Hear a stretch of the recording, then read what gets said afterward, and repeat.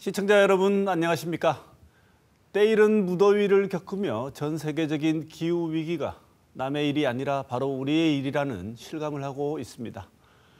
오늘 뉴스 비하인드에서는 대구미술관에서 진행되고 있는 전시에 관한 뉴스를 살펴보겠습니다.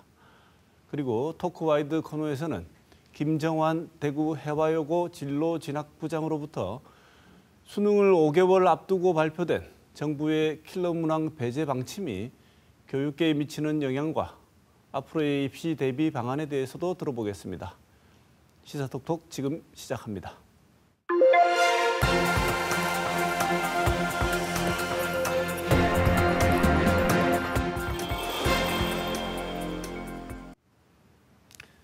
뉴스 비하인드 이번 주에는 조금의 변화가 있습니다. 스픽스 대구에서 최민우 기자가 나와 있습니다. 안녕하십니까? 안녕하십니까? 네, MBC 이태우 기자 나와 있습니다. 어서 오십시오. 안녕하십니까? 네. 오늘 다룰 주제는 홍준표 대구시장의 초상화 문제라고 하는데요. 대구 시민 세금으로 만들고 운영하는 곳이 대구미술관인데 대구미술관에 홍준표 시장의 초상화가 걸렸다는 것입니다. 최민우 기자, 네. 이 그림이 대구미술관의 지역 작가 조명전 시리즈의 하나로 전시됐다지요? 네, 그렇습니다. 지역 원로 작가 중 한 명인 노준기 작가의 전시가 대구미술관 기획전으로 열리고 있습니다. 노준기 작가에 대해서 짧게 소개드리자면 1953년 대구에서 태어났습니다. 영남대학교 서양학과를 졸업하고 이후로는 지금까지 지역 화단에 뿌리를 두고 활동하고 있습니다. 그림을 보면서 설명을 드리도록 하겠습니다. 노준기전은 지난달 27일부터 8월 20일까지 대구미술관 2층 제4호 전시실에서 진행 중입니다. 문제가 된 홍준표 대구시장 초상화는 제4 전시실 열정 사락 섹션 내에 초상 20이란 이름으로 전시되고 있습니다. 노준기 작가 전시의 1번 관람 동선인 해당 섹션은 하트와 꽃 소재의 작품에 이어서 홍 시장 초상화로 구성돼 있습니다. 네. 지금 화면을 보니까요. 전시된 다른 작품들과 홍준표 시장 초상화가 어떻게 연결이 되는 것일까 굉장히 궁금해지는데 이태우 기자. 네. 이 궁금한 것이 이 초상화를 대구미술관이 애초에 기획해서 전시하게 된 겁니까? 먼저 그림 이야기부터 좀 해야 되겠습니다. 최민우 기자가 말씀하신 홍 시장의 초상화는 제목이 초상 2023입니다. 2023, 올해 그렸다는 이야기인데요. 홍준표 시장의 상반신을 캔버스에 유화로 그렸습니다. 넥타이를 푼 그 온화한 얼굴을 한 홍준표 시장의 얼굴을 그렸는데요. 입가에는 옅은 미소도 있습니다. 그 주위에 걸려있는 비구상 계열의 그림과 어울린다고 하기에는 조금 무리가 있어 보입니다. 이 전시는 대구미술관이 지난해 기획한 올해 연중 전시 계획에는 없었던 것입니다. 그래 끼어들었던 것인데요. 대구미술관은 대구시가 출연한 대구문화예술진흥원 소속으로 결국 세금으로 운영하는 곳입니다. 그래서 현직 지방자치단체장의 초상화를 전시한다는 게 특이하다는 말을 듣고 있습니다. 여기에 대해서 대구시의 문화예술과 담당 직원은요. 대구시는 전혀 모르는 사실이다. 대구미술관에 연락을 한 적도 없다. 작가와 기획자가 상의를 해서 전시를 한 것으로 알고 있다라고 설명했습니다. 대구미술관은 지금 관장이 공석 없는 상태입니다. 그런데 작가가 자기 작품을 선택하는 것, 이것은 일종의 예술적 표현의 한 형식으로 볼 수도 있을 텐데요. 최민우 기자, 지금 노준기 작가 왜 홍준표 시장의 초상화를 전시했다고 말하고 있습니까?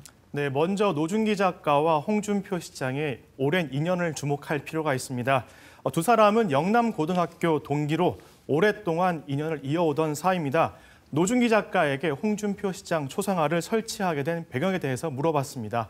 노 작가는 홍 시장과는 고등학교 동기이며 친하게 지내는 사이다. 그래서 이전부터 소장하고 있던 작품을 이번 전시회에 내걸게 됐다. 친구의 모습을 생각하며 그렸는데 열정, 사랑이란 섹션에 맞을 것 같아서 뒤늦게 미술관에 작품 교체를 요청했다. 작가의 예술적 판단으로 이해해달라 이렇게 말했습니다. 네. 그런데 이런 전시를 하게 되면 관계자들 입장에서는 아무래도 좀 말이 나지 않을까 이런 걱정도 할 만도 한데요. 할 수도 있어서 이 애초에 전시를 시작할 때부터 여러 조정을 하지 않습니까? 이 전시도 대구미술관과 노중기 작가 간에 사전에 협의되고 이랬던 건가요? 처음에는 그 다른 작품을 걸었다가 나중에 홍준표 시장의 이 초상화로 바꿔 걸었던 것으로 확인이 됐습니다. 전시 개막이 있고 며칠 뒤에 다른 그림으로 바꿔 단 것인데요. 이런 행태에 대해서 미술계에서는 아주 드문 일이다 이렇게 이야기를 하고 있습니다. 그리고 이 전시를 홍준표 시장이 와서 보게 되는데요. 보통 보기 전에 이 그림을 걸어놓고 홍준표 시장이 와서 보는 것이 순서에 맞지 싶은데 이번에는 바뀌었습니다. 다른 그림을 걸어놓고 홍 시장이 와서 보고 간 뒤에 홍 시장 초상화를 걸었다는 말입니다. 왜 이렇게 했는지 저도 잘 이해가 가지 않는 대목입니다. 네, 좀 더 제가 상세하게 설명을 드리자면 전시 개막식은 5월 27일이었습니다. 이틀 뒤 홍준표 시장이 고교 동기인 노중기 작가의 전시를 보러 옵니다. 그때는 문제의 초상화는 없었고 원래 기획된 작품이 걸려 있었습니다. 시장이 다녀가고 전시 개막 일주일가량 뒤에 기존 작품을 철거하고 대구시장 초상화를 붙인 겁니다. 이게 얼마나 이례적인 일이냐면 지역 미술관 관계자는 이렇게 답합니다. 설치 완료한 전시 작품을 바꾸는 일은 거의 없다. 미술관의 건의 문제가 있어서 기획 단계에서 작품 하나하나를 의미 있게 선택한다. 전시 도중에 작품이 훼손되는 경우 이외에는 상상하기 어렵다. 이렇게 말했고요. 대구미술관이 노중기 작가 전시를 확정 지은 시점은 지난 2월 초입니다. 개막까지 준비가 3달 남짓 불과했는데요. 보통은 전시 1년 전부터 준비하는 것과 사뭇 다른 상황입니다. 이태우 기자. 네. 이게 홍준표 대구시장 초상화 문제가 문화예술계에서 그래도 내부적으로는 좀 입소문을 탔나 봐요. 네. 입소문을 타면서 그랬는지 대구미술관의 내부에서도 진행하는 일에 변화가 좀 생겼다고 하는데 그중에 하나가 일반 관람객들에게 미술 작품을 대구미술관 관계자가 설명하는 프로그램이죠. 도슨트 프로그램이라고 하는 이 프로그램이 진행되고 있었는데 갑자기 중단됐다고 하는데요. 이게 이 노중기전도 똑같이 도슨트 프로그램이 중단됐습니까? 그렇습니다. 그 대구미술관은 당초에 20일부터 다음 달 9일까지 이 지역 작가 조명전 기획 시리즈 노중기전의 도슨스 프로그램을 할 예정이었는데요. 시작하기 하루 전이죠. 19일 날 갑자기 SNS를 통해서 하지 않겠다고 밝혔습니다. 왜 하지 않는지에 대한 이유는 제대로 밝히지 않았는데요. 어쨌든 다시 시작하는 것은 다음 달 11일에 시작하겠다고 공지했습니다. 네. 최민우 기자, 네. 이게 미술관과 어쨌든 일로만 보면 미술관과 작가 둘 사이의 일처럼도 보일 수도 있는데요. 또 다르게 보자면 대구시장이지 않습니까? 이 초상화가 걸린 게. 그래서 뭐 혹시 대구시가 뭐 개입이 되지 않았나 이렇게 또 뭐 볼 수도 있는 시각이 있을 것 같은데 이건 대구시 쪽에서는 어떻게 얘기를 합니까? 네, 대구시는 미술관 개인전 내용까지 일일이 보고를 받지 않는다면서 해명할 성격의 내용도 아니라는 입장입니다. 이번 일로 대구시가 관여한 듯 보이는 것조차 부담스러워했습니다. 그 노중기 화백은 그 모더니즘과 리얼리즘을 오가는 그 추상과 반추상 개혁을 이번 그 전시회 작품으로 내놨습니다. 어쨌든 그 홍 시장의 초상화가 예술계의 말을 타면서 다른 작품과 이질적이라는 일부 소리를 듣고 있는 셈입니다. 네.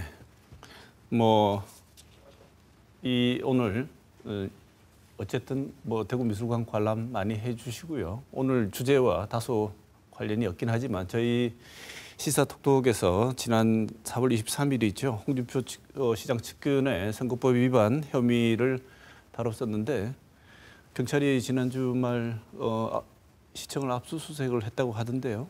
그렇습니다. 지난 금요일 23일이죠.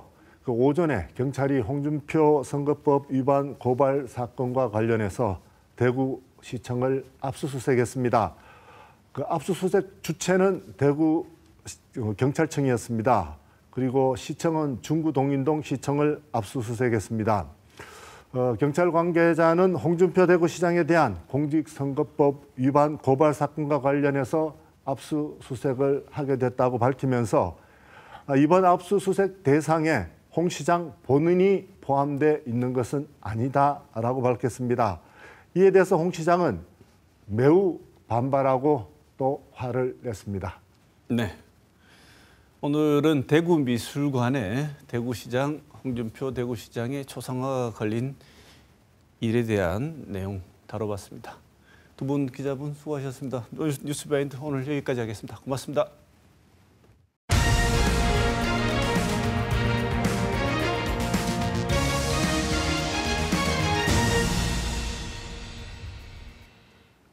윤석열 대통령이 이른바 공정한 수능을 지시한 뒤에 교육 현장에서는 혼란이 적지 않은 모습입니다. 수능 난이도를 비롯한 여러 가지 문제들이 제기되면서 앞으로 수험생 어떻게 수능 대비를 해야 할지부터 걱정이라고 하는데요. 오늘 여러 가지 관련 문제를 짚어보겠습니다. 김정환 대구 진학진로지원단장 모셨습니다. 어서 오십시오. 예, 안녕하십니까. 선생님, 당정에서 지금 그리고 대통령이 처음에 시작을 했고 당정에서 계속 연이어서 말을 하고 있는 이른바 공정한 수능, 여기에는 어떤 내용이 담겨져 있는 겁니까?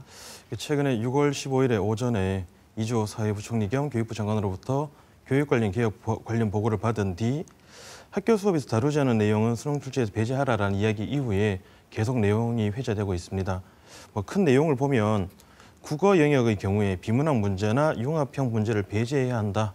그리고 교육과정 안에서 이루어진 부분들로만 문제를 출제하라는 그런 이야기가 있었고, 이제 그런 부분들 때문에 얼마 남지 않은 수능에 학생들이나 학부모가 조금 혼란이 있는 것 같아 보입니다. 네, 지금 이 내용들 가지고도 사실 처음 말이 나오고 난 뒤에 정부 내 당정내에서도 굉장히 서로 해석이 어떻게 되는지 혼란이 많았던 것도 사실인데요. 학교 수업 바뀌라는 것과 공교육 과정 바뀌라는 게 다른 얘기다. 듣기 따라서는 전혀 다른 얘기가 아닌 것 같은데 또 당정 내에서 어떤 분은 같은 얘기다 이렇게 말씀하시는 분도 있고, 아니 그게 어떻게 같은 얘기냐, 전혀 다른 얘기다라고 하는데, 그래서 우리도 오늘 얘기를 나눌 때 굉장히 용어에 주의해서 해석을 해야 될 것 같은데요. 정부에 따르면 정부의 공교육 과정 밖 수능 출제를 배제하겠다는 방침, 이 발표 내용, 발표 시점 어떻게 생각하십니까? 이 여러 가지 이 얘기 자체에 대해서도 말이 많은 것 같은데. 그렇죠. 내용에 있어서는 원론적으로 상당히 좀 가장 좋은 말이긴 합니다. 그죠? 교육과정 안에서 발표를 출제라는 거. 물론 그 내용은 수능의 기본 계획에도 탑재되어 있습니다. 네. 하지만 오늘 기준으로 수능이 144일 남았습니다. 이제 슬슬 1학기를 마무리하고 이제 수능을 준비해야 되는 시점인데 이 시점에 문제가 좀 있지 않을까. 네. 왜냐하면 학생들이 이제 남은 한 4, 5개월 동안 지금 해오던 것들을 잘 마무리하고 이어가야 되는, 즉 방향성을 지켜보고 있었는데 지금 방향성에 있어서 이게 아니다라는 뉘앙스를 주기 때문에 학생인 학부모 입장에서는 그러면 내가 지금 해오던 것들이 맞는지, 아니면 이게 잘못된 건지, 그렇다면 어떻게 해야 되는지, 아니면 지금 내가 그걸 했을 때 준비가 가능한지에 대한 것들이 큰 문제가 되는 것 같습니다. 네. 그래서 발표 내용은 충분히 있고 또 이게 기본 계획에도 그렇게 명시가 되어 있습니다. 2024학년도 수능 시험 기본 계획에 보면 학교 교육의 정상화에 기여할 수 있도록 고등학교 교육 과정의 내용과 수준에 맞추어 출제한다.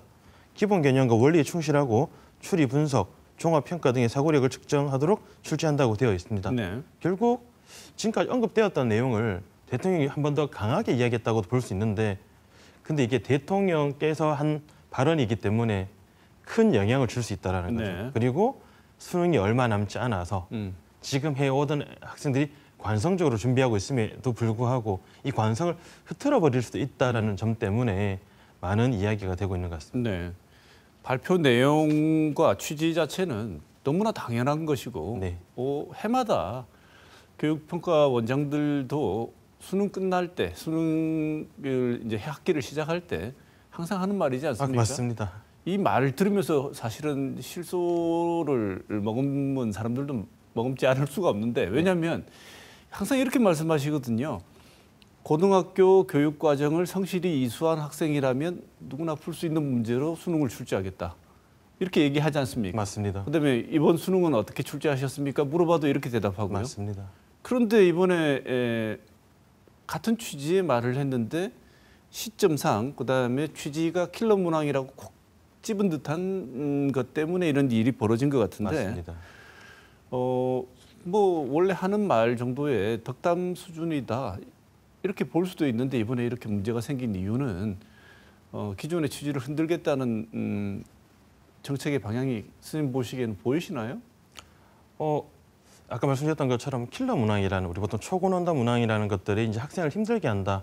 그 부분에 충분히 동의가 됩니다. 그리고 그런 부분에 있어서 수정이 있어야 되는 것도 충분히 이해가 되고요. 그런데 지금 언급된 6월 모의평가의 경우에는 이 6월 모의평가와 다가올 9월 모의평가가 수능을 준비하는 한해 전초전이기도 하고 평가원 입장에서는 6월과 9월을 통해서 학생들의 현재 응시자들의 높낮이를 판단하는 어떤 조건으로도 사용을 하는 부분이 있습니다.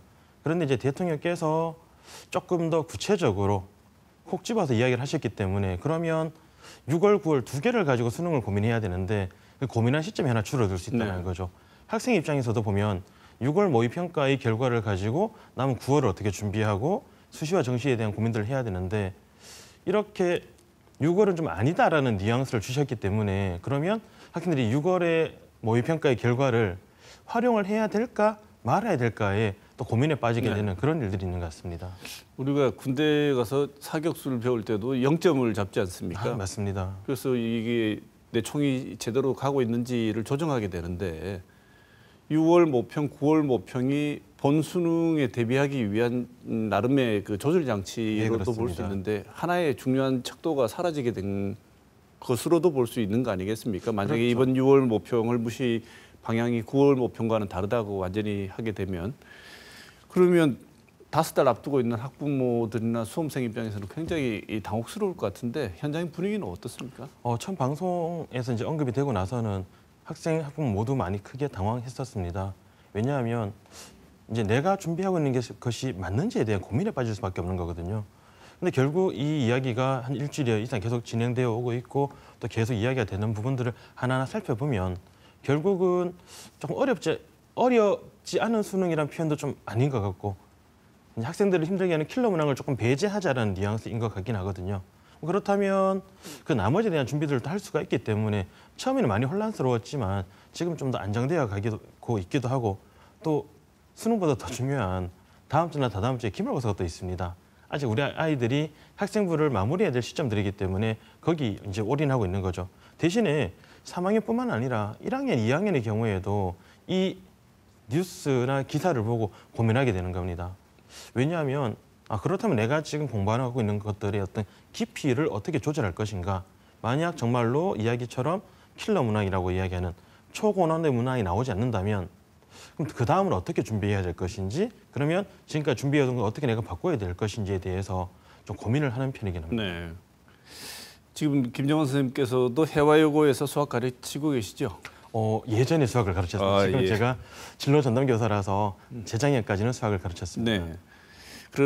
뭐 그렇다고 지금 올해는 안 한다고 하시더라도 네네. 여전히 잘 알고 계실 텐데 기말고사가 있습니다. 선생님 말씀대로 네. 고3 같은 경우에는 기말고사 굉장히 중요하지 않습니까? 1학기 네, 맞습니다. 기말고사.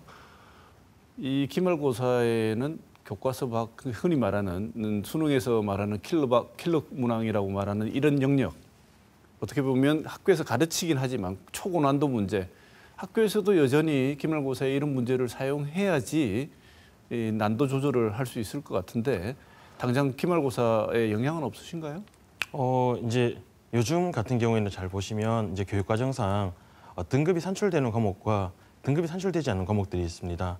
현재 3학년의 경우에는 등급이 산출되지 않는 과목들이 많이 있다 보니 등급을 통한 줄 세우기를 하지 않아도 되는 절대평가라서 조금 그런 부분에 있어서는 조금 여유가 있습니다. 근데 앞서 말씀 주신 우리 수능의 경우에는 국어나 수학, 탐구 과목의 경우에는 상대평가이기 때문에 줄을 세워서 등급을 부여해야 한다는 점 때문에 고민이 있지 않았을까 생각합니다. 네. 킬러 문항 하니까 사실은 이 고등학교 고3들을 한번 겪어보신 학부형들 같은 경우에는 이제 고3이 고2, 고3이 되면 학교 안 보내는 그 어떤 입시 전문가보다 훨씬 전문가로 이제 변신하는 모습을 볼 수 있습니다. 그 전에는 잘 몰라요. 킬러 문항이 뭔지 생소한 분들도 많을 텐데 킬러 문항이 뭡니까? 참 이름을 누가 붙였는지는 모르겠지만 킬러 문항, 킬러라는 단어가 상당히 무섭긴 합니다. 그죠? 킬러가 되어서 정말로 학생을 죽일 듯한 어려운 문항이라는 뜻으로 보시면 되는데 그래서 저는 뭐 초고난도 문항이라는 표현을 쓰기도 합니다. 그래서 아까 말씀드렸던 것처럼 이제 수학이나 국어처럼 해당 과목이 상대평가이기 때문에 그렇다면은 학생들이 순서대로 줄을 서 줘야 된다는 거죠. 물론 동석자나 동점자가 있을 수 있겠지만 그 인원이 많아졌을 때는 등급에 영향도 주게 되고 나머지 표준 점수나 어떤 다른 점수에도 영향을 주기 때문에 최대한 줄을 조금 세우려고 노력을 합니다. 그러다 보면 중하위권에서는 학생들의 이제 능력에 따라서 조금 더 벌어지긴 하지만 상위권으로 올라갈수록 학생의 공부의 깊이나 아니면 내용에 따라서 시험이 어렵냐 쉽냐에 따라서 줄이 세워지는 부분이 좀 달라질 수가 있습니다. 그러다 보니 1등급이 4%라는 그 인원에 있어서 적정성에 조금 유지하기 위해서 시험을 조금 더 어렵게 내는 거죠. 그래서 시험이 너무 어렵다 보니까 이 문제를 못 풀면 죽을 듯하다만큼의 그 고통이 있다라는 어떤 뜻이기도 한 표현 때문에 킬러 문항이라는 단어를 썼지 않을까 그런 생각을 합니다. 네, 이게 킬러 문항이 요즘 킬러란 말을 세상이 흉흉해서 그런지 뭐 엔터테인먼트 컨텐츠에도 킬러 컨텐츠란 말을 쓰기도 하니까요. 그 킬러 문항이라는 게 그것을 잡지 않으면 소기의 성취를 할 수 없는 결정적인 뭐 이런 뜻도 있겠지만 선생님 말씀대로 정말 학생들을 반쯤 죽여놓는 그런 의미도 있는 것 같아요. 근데 이게 최근에 나오고 있는 얘기들을 보면 킬러 문항에 대해서 학생들 의견보다는 자꾸 대학 교수들 얘기를 하는데 대학 교수들도 못 푸는 문제 막 이렇게 얘기를 합니다. 대학 교수들도 갖다 주면 이 문제 푼다고 뭐 거의 반쯤 죽는데 이렇게 얘기를 하는데 또 현장에 계신 선생님들 말씀을 들어보면 그걸 늘 풀던 학생들은 잘 푼다. 그럼요, 맞습니다. 그거는 안 풀던 사람한테 갖다 주니까 어려운 거지. 늘 풀던 학생들은 그렇게 어렵지 않고 뭐 푸는 사람은 풀 수 있는 정도의 난도의 문제다는데 선생님 보시기는 어떠십니까? 저는 이제 그 말도 조금 동의는 합니다. 왜냐하면 학생들의 경우는 계속 이제 해당 파트를 학습하고 준비하고 연습을 하기 때문에 이제 그 연습을 통해서 문제를 시간 안에 풀어 나갈 수 있는 부분들이고요. 수험생이 아니라고 하면 물론 전공자이다 하더라도 그 내용이 의미하는 바라든지 아니면 그 깊이의 차이를 이제 문제 출제자의 의도 방향을 파악하기가 어려울 수 있을 것 같습니다. 그래서 뭐 국어의 경우에 비문학이 나오면 어렵다 하지만 물론 학생에 따라 어려울 수도 있지만 그게 비문학의 내용이 필요한 경우도 있고 그냥 지문 안에 있는 내용을 잘 캐치해서 풀어나갈 수 있기 때문에 킬러 기준이 사람들마다 다 좀 모호하고 다양한 것 같습니다. 그러다 보니까 수학의 경우에는 통합형 수능 이전에는 킬러 문항이 상당히 좀 많이 있긴 했었습니다. 보통 우리 이야기하는 21번이나 30번은 어려웠었고요. 그런데 통합형 수능을 오면서 이제 학생들이 어렵다는 얘기가 많이 있고 또 학생들에 따라서는 그 문항을 포기하는 경우도 있다 보니 킬러 문항이라고 하는 것들을 조금 더 줄이고 하지만 변별력을 줘야 되기 때문에 조금은 시간이 걸리기도 하고 조금 고민해야 되는 문항들이라고 이야기는 흔히 이야기하는 중킬러라고 이야기하는 중고난도 문항들이 조금 더 등장하고 있는 추세라고 보시면 될 것 같습니다. 그러면 그동안 수능에서 선생님 킬러 문항이라는 이 문항들이 어떤 역할을 해온 겁니까? 또 수험생들의 실력차가 다 다르지 않습니까? 네, 맞습니다. 그 다른 학생들한테 이 킬러 문항이 작동해 온 방식은 어떤 거죠? 물론 중하위권의 경우는 크게 문제가 되진 않았습니다. 왜냐 그 문항까지 아쉽지만 갈 만한 여력이 되지 않았고요. 중위권의 경우에는 이 킬러 문항이라는 걸 통해서 한 단계 업그레이드 할 수 있긴 하지만 이제 시간 안배를 잘못해버리면 이제 수능이라는 것도 결국 시험으로 시간 안에 풀어야 되기 때문에 그걸 풀지 않으면 위험해지는 상황이 오는 거죠. 그래서 그 마지막에 도구로 썼고 상위권의 경우에는 이 킬러 문항을 풀고 풀지 않고에 따라서 본인의 등급이나 점수가 달라지는 겁니다. 그러니까 기본적인 역량이 된 학생들의 경우에는 그 킬러라고 하기엔 조금 더 어려운 문항에 조금 더 많은 시간을 할애하고 연습을 통해서 좀 익히는 부분들이 있었다라고 보시면 될 것 같습니다. 그러니까 최상위권 등급을 목표로 하는 학생들은 킬러 문항을 풀지 못하는 순간 1등급은 포기다.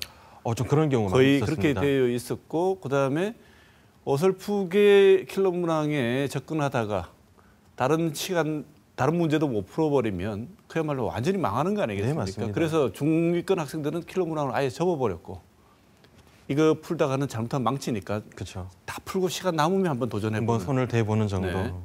그래서 이 킬러 문항을 없애버리면 지금 이 배제 방향으로 간다면 선생님 방금 말씀하신 준 킬러 문항, 다시 말하면 초고난도보다는 조금 고난도 문제들을 네. 통해서 난이도 조정을 할 수밖에 없지 않겠습니까? 그렇죠. 근데 이렇게 난이도 조정을 위해서 준 킬러 문항들을 여러 개 만들게 되면 또 어떤 일이 벌어질까요? 참 이게 어려운 문제인 것 같습니다. 이게 킬러냐, 준킬러냐, 고난도나 초고난도냐의 부분들도 이게 학생 입장에서, 즉 학생이 본인의 성취도의 위치에 따라서 달라질 수 있는 부분이 있고요. 이제 준킬러라고 얘기하는 문항들이 뭐 국어의 경우는 이제 최근에 추세가 보면 지문은 줄어들고 질문이 어려워지는 형태로, 수학의 경우에는 완전 어려운 거 손을 못 대는 정도는 아니지, 손을 댈 수는 있지만 문제를 바로 제대로 캐치하지 않으면 풀어나가기 어려운, 혹은 문제의 정도를 알면 쉽게 풀이할 수 있지만 정도를 모른다고 하면 풀이가 길어지는 그런 문항들이 많이 출제되고 있습니다. 또 그렇다면 학생들이 이제 또 학생들의 능력치에 따라서 중위권에서는 조금 더 손을 대볼 수는 있을 것이고, 그리고 좀 더 풀어나가는 부분이 있을 수가 있고, 상위권의 경우에는 학생에 따라서 좀 더 클리어하게 풀 수도 있겠죠. 근데 반대로 시험이라는 특수성을 생각을 한번 해보면 학생들이 긴장할 수밖에 없습니다. 네. 그러다 보면 평소 하던 부분과 조금 다른 부분에 있어서 실수가 있을 수도 있는데 네.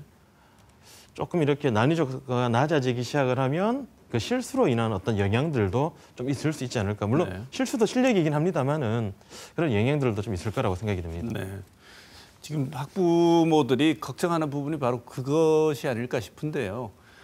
그 지금까지 킬러 문항 한두 문제, 그다음에 이런 식으로 나오는 문제에 적응을 해버렸는데 중킬러 문항들로 변별을 위한 테스트를 9월 모의 평가에서 한번 해보고 바로 본 수능으로 들어가 버려야 된다는 게 큰 부담으로 오지 않을까 이런 생각이 드는데, 그래서 이번에 킬러 문항을 없애는 것은 아주 중요한 지침처럼 되어버렸습니다. 킬러 문항이 정말 사교육의 핵심적인 원인입니까? 저는 그 부분은 조금은 고민이긴 합니다. 왜냐하면 물론 그 부분들 때문에 사교육에서 좀 더 많이 움직였던 부분도 있죠. 왜냐하면 그런 문항들을 지방에서 만들기도 하고요. 서울에 가면 또 그런 문항들을 만들어서 파는 학원들도 있다 하더라고요. 그래서 그걸 사러 서울까지 다니기도 한다는 이야기를 들었습니다. 뭐 그런 부분이 일부 있긴 하겠지만 그 킬러 문항을 뿐만 아니라 나머지 문항이나 이제 준비에 있어서 학생들이 워낙 또 사교육에 익숙하다 보니까 좀 더 그런 부분이지, 그 킬러 문항이 사교육을 정말 비대하게 만들었다 하기에는 조금 동의가 좀 어려운 부분도 네. 있습니다. 지금 흔히 킬러 문항 초고난도 문제가 정답률이 10% 미만, 또 심하게 가면 5% 미만인데 학교 현장에서 킬러 문항에 대한 체감적인 어떤 정답률은 어느 정도 보십니까? 뭐 제가 근무한 학교 학생들의 경우에는 공부를 좀 잘하는 친구들도 있긴 하지만 한 5% 혹은 10% 정도이긴 한데 네. 이게 매번 다르긴 합니다. 이게 뭐 정답률이긴 하지만 문제의 스타일에 따라서도 학생들이 알고 있는 내용이지만 캐치하기 어려운 부분들도 있고, 아니면 도형을 구성을 해야 되는데 도형이 잘 구성되지 않거나 그래프가 그려지지 않으면 또 어려워지는 부분들이 있기 때문에 좀 더 그런 것 같고요. 국어의 경우에는 뭐 문학의 경우에도 익숙한 문학이면 좀 더 덜하고, 또 비문학처럼 비문학인데 또 인문계열 학생들이 자연계열의 지문이 조금 약한 부분이 있다 보니까 그러면 또 그게 많이 어려워서 네. 또 킬러가 되기도 하고 그런 것 같습니다. 흔히 그 생각하기에 10% 미만의 정답률을 초고난도 문제다. 그럼 그 정도의 정답률이 나오는 문제 안 내고 어떻게 변별력을 가지지? 라는 생각이 저는 좀 들었거든요. 그래서 킬러라 그래서 정답률이 한 3% 미만인 줄 알았습니다. 그래서 이거를 맞추면 바로 1등, 다른 거 풀 정도는 다 되는 학생들이니까 이 문항에 따라서 1등급의 여부가 정해지는 정도의 문항이지 않을까 했는데 정답률이 예상 외로 10%라 그래서 기준이, 이 기준도 없죠. 그렇죠. 이제 이 기준은 모호합니다. 아까 말씀하셨던 것처럼 수학의 경우에는 조금 더 난이도가 좀 더 어렵다 보니까 좀 더 낮은 정답률을 가지고 있고, 또 국어의 경우에는 그 정답률을 조금 더 높은 기준으로 보기 때문에 우리가 지금 뭐 킬러나 준킬러라는 이야기를 하고 있긴 하지만 그게 정말로 무엇인지 정의하라고 한다면 그 정의를 하기에는 조금 어려움이 있습니다. 대신에 뭐 교육부에서 관련 문항을 공개하겠다고 했으니 그 문항을 한번 보면 우리가 이제 생각하는 기준이 어디까지인지 아니면 출제자가 생각하는 기준이 어디까지인지를 조금은 알 수 있지 않을까 생각합니다. 지금 사실은 이게 기준도 없고요. 그 체감문 출제자가 하는 게 아니고 푸는 학생들이 하는 거 맞습니다. 아니겠습니까? 6월 모평이 지적이 되고 있는데 6월 모평 결과가 아직 나오지를 않았죠. 네네. 나오는 걸 보면 왜 이런 일이 벌어졌는지도 짐작을 해볼 수 있을 것 같은데 네네. 학생 입장에서 킬러 문항 하나 나오는 것과 중킬러 문항 2개 나오는 게 어느 게 더 체감적 난이도가 올라갈지는 학생들만 아는 거 아니겠습니까? 맞습니다. 말씀 주셨던 것처럼 한 문제가 힘들어서 이게 끙끙 가느냐, 두 문제를 끙거려서 풀 수 있느냐, 풀 수 없느냐에 따라서 이 체감 난이도, 진짜 체감은 학생이 하는 거기 때문에 항상 수능을 치고 나면 그날 저녁에 전문가들이 나와서 수능의 경향성이라든지 아니면 난이도를 이야기를 하지만 막상 뚜껑을 열어서 학생들을 보면 학생들의 말은 또 다른 경우가 많이 네. 있거든요. 지금 이 초고난도, 중고난도라는 킬러, 중킬러도 마찬가지지 않을까 생각합니다. 네. 결국은 올 수능 문제인데요. 좀 아쉬운 게 그래서 아쉬운데 올 수능까지는 그냥 좀 가고 바꾸더라도 내년부터 좀 손을 댔으면 어떨까 이런 조금 더 아쉬움이 있는데 좋았습니다. 지금 5달도 채 못 남았는데 이제 수능 난이도가 조정이 되게 되면 상대적으로 유리한 친구들도 있겠지만 뭐 불리한 친구들도 생길 거고 맞습니다. 유불리가 존재하죠. 이 유불리가 있죠. 이거 쉽게 출제된 이것도 모르겠습니다. 과연 그 킬러 문항 없어지는 게 쉽게 물수능이 될지 오히려 중킬러가 등장해서 불수능으로 학생 체감에는 바뀔지 모르겠지만 지금 경향성 나오는 말들로 보면은 좀 쉬워질 것 같은 예측을 하는 분들도 있는데 수능 난이도 따라서 수시 정시 어떻게 바뀔까요, 선생님? 이게 만약에 시험이 쉬워진다고 하면 아까 말씀드렸던 것처럼 수시의 경우에는 수능 체제라는 것이 많이 존재를 합니다. 그러면 학생에 따라서 좀 쉬워져서 성적이 잘 나오는 친구들의 경우에는 그 수시 체제 만족하는 기준을 통과자가 많아지겠죠. 그러면 이게 난이도에 따라서 통과자가 달라지게 되면 합격선이 달라질 것이고 네. 그러면 내가 지원하고자 하는 대학의 풀이 달라질 여지가 있는 거죠. 정시의 경우에는 조금 더 그럴 수 있습니다. 왜냐하면 쉬워지게 되면 특정 점수 때 점수가 몰려버리는 상황들이 나타나게 되고 그러면 정시라는 것은 수능 점수로 지원을 하게 되는데 특정 점수대가 많아졌을 때 그럼 내가 여기가 좀 더 유리한지 불리한지 물론 정시는 불확실성을 가지고 있긴 하지만 그 불확실성이 좀 더 많이 커지는 구조가 될 수밖에 없지 않을까라는 걱정이 됩니다. 네, 지금 수능 난이도에 따라서 굉장히 선택에 영향을 많이 받을 텐데 그 기준이 되는 게 9월 모평 아닙니까? 네, 그렇습니다. 근데 6월 모평, 9월 모평 2개를 가지고 사실은 내가 어느 학교에 진학을 할지 수시를 어떤 학교에 낼지 이런 것도 보통 선택을 하게 네, 되고 맞습니다. 예측을 하는데 선생님 보시기에는 이번 9월 모평 그럼 굉장히 중요해졌는데 예년에 비해서 지금 9월 모평의 기준이 수능까지 그대로 진행될지도 사실은 판단하기가 난감한 맞습니다. 일인데요. 그냥 선생님 개인적인 생각으로는 6월 모평과 9월 모평의 색깔 혹은 출제 방식, 방향, 농도, 그다음에 킬러 문항의 존재 유무 많이 바뀔 것 같습니까? 근데 이제 지금까지 이제 수능을 출제하던 이제 관성적인 부분을 생각을 해보면 그렇게 크게 바뀌기는 어렵지 않을까 생각을 합니다. 물론 대통령께서 킬러 문항을 배제하라는 어떤 명백한 시그널을 주셨기 때문에 그 부분은 배제할 수밖에 없겠죠. 하지만 아까 말씀드렸던 것처럼 변별력이라든지 그리고 학생의 현재 높낮이를 측정하는 중입니다. 6월 모의평가의 경우에 지금 뭐 어렵다 쉽다도 있지만 지금 재학생들이 어느 정도의 학업 역량을 가지고 있는지를 판단하고 있는 정도이기 때문에 9월 모의평가도 평가원회에서는 분명히 6월에 따라서 이 학생들이 어느 정도인지를 알아보고자 하기 때문에 거기에 좀 더 중점을 맞추면서 킬러 문항 배제라는 시그널을 주셨기 때문에 그 부분에 있어서는 분명히 배제가 되지 않을까. 근데 그 배제된다고 해서 시험이 쉬울지 어려울지는 모르겠습니다. 네. 선생님 앞에 조금 말씀을 하셨는데요. 지금 학생들의 입장으로는 9월 모평에는 출제 방식이 바뀐다 이렇게 말들을 듣는다 하더라도 거기에 신경 쓸 틈이 없다 지금. 맞습니다. 당장 문제는 기말고사 해결해야 되고 기존에 해오던 방식을 출제 방식 바뀐다고 지금 고3들 같은 경우에는 바꿀 수 있는 여력이 없다. 아, 그럼요. 지금 방식대로 진행할 수밖에 없다는 거죠. 맞습니다. 지금 바꾼다고 해서 킬러가 나오고 준킬러가 나오고 준킬러를 준비하겠다 할 수 있는 게 별로 없어요. 지금은 지금까지 해왔던 것들을 정리하고 내가 부족한 것들을 챙겨가는 것이지 내가 킬러다 준킬러다 이걸 어떻게 나누는 것이 아니라 현재 내가 부족한 것이 무엇인지 그리고 내가 지금 무엇을 해야 되는지에 대한 것에 좀 더 집중하고 지금까지 해왔던 그대로 그냥 저는 꾸준하게 남은 기간 잘 버텨나가는 게 좀 더 필요할 거라고 생각합니다. 뉴스를 안 보는 게 굉장히 좋은 방법이겠네요. 학생들 뉴스는 잘 안 보는 것 같습니다. 원래 안 보긴 하지만 이 대통령실과 정부가 이걸 바꾸고 난 뒤에 킬러 문항 없애겠다는 방침이죠. 방침을 이렇게 밝히고 난 뒤에 주요 이유가 사교육비 경감을 들고 있습니다. 그런데 킬러 문항 배제 뉴스가 나오자마자 학원가에서는 난리가 났습니다. 맞습니다.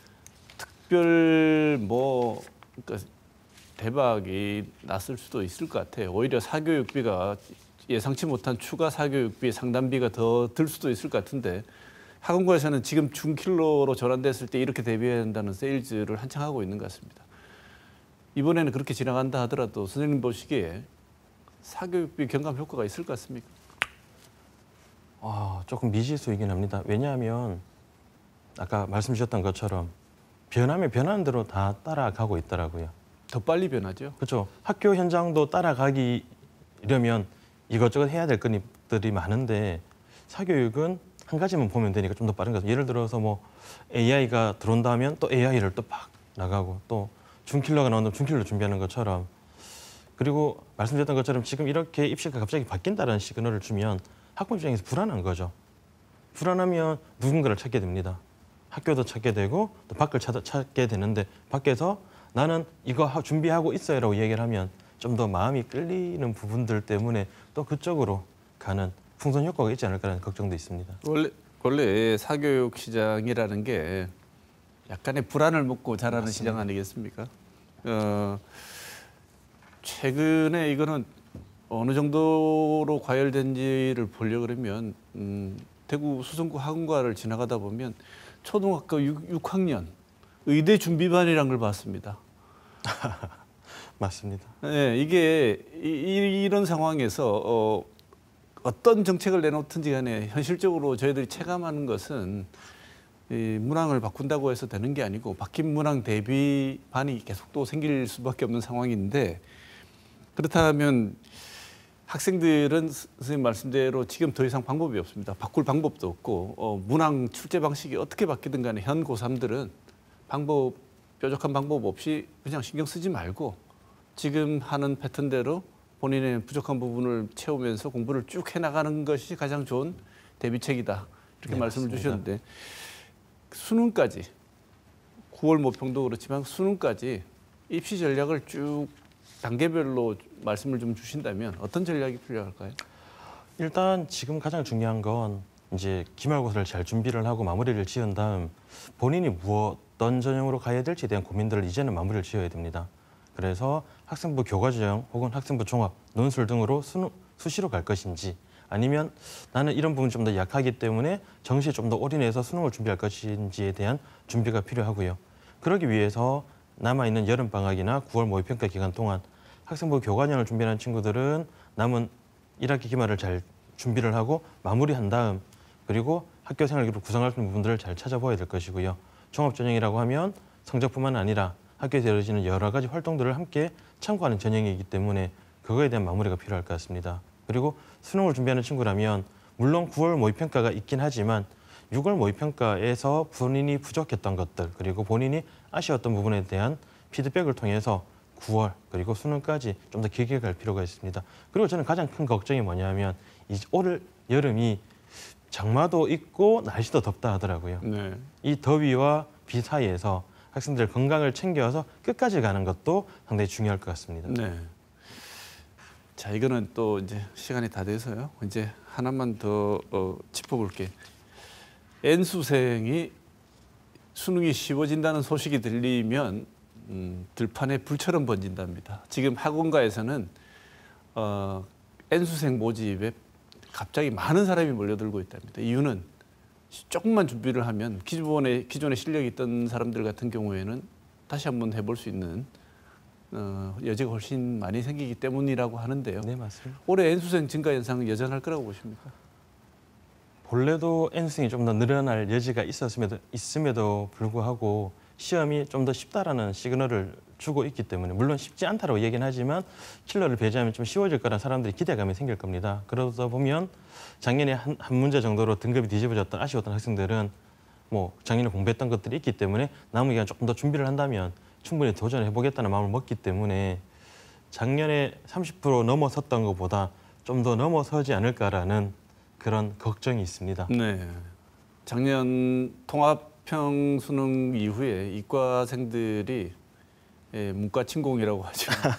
어느 문과 대학의 문과 전공에 이과 출신들이 전부 다 합격했다는 얘기도 뭐 맞습니다. 있었습니다만 올해도 이런 현상은 벌어질 거라고 보십니까? 뭐 지금 이제 수능의 구조상 자연계열 학생들이 인문학 계열 학생들보다 성적이 조금 좋은 구조일 수밖에 없습니다. 왜냐하면 수학이라는 것들을 인문 성향 자연 학생들을 같이 응시를 하기 때문에 조금 더 높게 있어서 그 현상은 똑같이 지속될 것 같고요. 근데 그게 뭐 킬러 문항의 배제라든지 시험의 난도가 좀 낮아진다라는 영향보다는 이 원래 수능의 구조적인 문제 때문에 자연계열 학생들이 인문계열 학생들로 가는 우리 흔히 얘기하는 문과 침공은 올해도 여전한데 대신에 이제 그 비율이 늘지 줄어들지는 이제 9월 모의평가의 성적의 추이를 보고 조금 더 고민해봐야 될 것 같습니다. 네. 뭐 일각에서는 조금 완화되지 않을까 이런데 사실은 열어보기 전에 아무도 모르는 거죠. 맞습니다. 네. 수험생들이 상대적으로 자기 예년에 비해서 올해 이렇게 바뀌면 자기 위치 예상하기가 힘들지 않겠습니까? 좀 헷갈리는 부분이 있죠. 네. 9월 모평도 6월 모평, 9월 모평 기준 둘 중에 하나가 날아가 버리는 상황이라서 어떻게 작동할지 사실은 조금 어려울 텐데 선생님 말씀대로 본인의 실력을 믿고 본인의 실력이 가장 중요한 지표로 삼고 남은 기간 준비를 하라고 말씀을 주셨는데 본인만 잘 믿으면 될 것 네. 같습니다. 추가로 하나 더 이건 꼭 조언해주고 싶다는 게 있으시면 어떤 게 있을까요? 저는 우리 학생들이 지금 이런 뉴스라든지 어떤 기사에 너무 흔들리지 않았으면 좋겠습니다. 물론 그 의미하는 바는 충분히 있습니다. 그리고 그게 보여주는 시그널도 다 있습니다만은 이제 150여일 남지 않은 우리 학생들 입장에서는 지금 가고 있는 길을 본인이 가는 길이 맞다고 생각을 하고 그 길을 차근차근 잘 가서 목표점까지 도착하는 게 가장 더 중요할 것 같습니다. 그래서 너무 흔들리지 않고 이 바람이 불고 있으나 바람을 느끼면서 끝까지 잘 갔으면 좋겠습니다. 네. 자, 교육 현장에서 입시 제도, 대입 제도 개혁 이거는 장기적으로 볼 때 이 점이 꼭 필요하다 이렇게 말씀하시고 싶은 부분이 있다면 어떤 게 있을까요? 지금 2025학년도부터 고교학점제가 도입이 되거든요. 이제 고교학점제는 거의 절대평가의 형태라고 볼 수가 있습니다. 근데 현재 수능은 상대평가로 이루어지고 있다는 거죠. 그러면 대입의 전체적인 방향도 절대평가를 통해서 줄 세우기가 아니라 서로 경쟁하는 것이 아니라 함께 갈 수 있는 그런 구조로 갈 수 있는 대입의 형태가 와야 되지 않을까 그런 생각을 합니다. 네. 오늘 좋은 말씀 들었습니다. 정치인들, 그다음에 정책을 만드는 분들이 내 아이가 고3이었을 때를 생각하면서 좀 했으면 좋겠습니다. 얼마나 힘들지 짐작이 다 되는데 고3 학생들 여러분 화이팅 하시고요. 오늘 좋은 말씀 주신 김정원 선생님 고맙습니다. 오늘 여기서 마치겠습니다.